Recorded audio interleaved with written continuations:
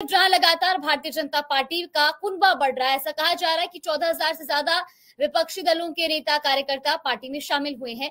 लेकिन अब इसको लेकर के एक मानक भी तय किया जाएगा, ऐसा मुख्यमंत्री पुष्कर सिंह धामी का कहना है।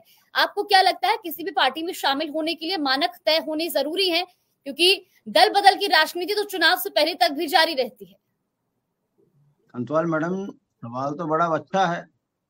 और भारतीय जनता पार्टी जो शुचिता की बात करती है, वो कांग्रेस के कचरे को अपने पास मिला रही है। खुद ही कह रहे हैं कि हमें अब कचरे की जरूरत नहीं है। इसका मतलब 15,000 आदमी कांग्रेस के ऐसे ले लिए जो अब इनके लिए भारी पड़ गए। एक विधानसभा में 4-4, 5-5 नेता पैदा हो गए हैं। समझ में नहीं आता कि इनके जो पन्ना प्रमुख हैं, जो इनके झंडा बरदार हैं, वही बगावत पे उतर आए कि हमारी छाती पे आपने उनको बैठा दिया जिनको कल तक हम बेईमान, भ्रष्ट, कांग्रेसी, चोर कहा करते थे। अब वो भाजपा में आ गए, अब उनकी जय जयकार करनी पड़ रही है। तो भाजपा समझ में नहीं आ रहा ये भाजपा है या कांग्रेस है। ऐसे में मुख्यमंत्री का अपने कार्यकर्ताओं को चुनाव के समय पर शांत करने का एक बयान भी आ गया कि अब हमें कचरे की जरूरत नहीं है। कितनी बेइज्जती हो रही होगी उन लोगों की जो बेचारे झंडा बरदार बने भाजपा के। अब आप सोचिए, जो भारतीय जनता पार्टी भ्रष्टाचार मुक्त देश की बात करती थी, वो भाजपा भ्रष्टाचार युक्त कब हुई?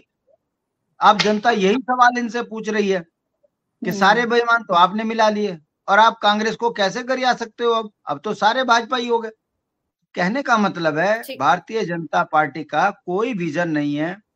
विजन के नाम पर टेलीविजन है और चुनाव में वोट मांगने के लिए मोदी जी हैं। दुर्भाग्य की बात है, 10 साल की सरकार में सांसदों के पास अपने काम गिनाने के लिए कुछ नहीं है।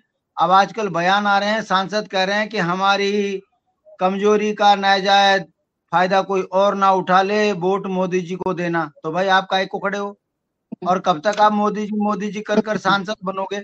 अरे जब आप संसद का सांसद निधि खर्च नहीं कर पाए, क्षेत्र विकास में जो गांव गोद लिए उसका आपने जो है कुछ नहीं किया, वहां के लोग चुनाव बहिष्कार कर रहे हैं।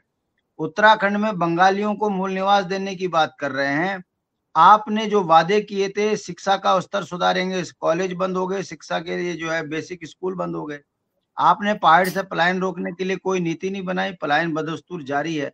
जंगली जानवरों से निजात नहीं मिली। कहने का मतलब है, जो केंद्र की योजनाएं थी सारी भ्रष्टाचार की भेंट चढ़ गई। चाहे फिर वो उद्यान का मामला हो, ऑल वेदर का मामला हो, सिलक्यारा सुरंग का मामला हो, स्मार्ट सिटी का मामला हो। तो जब हर चीज में भाजपा फेल हो गई, तो अब भारतीय जनता पार्टी ने धमकाना शुरू कर दिया।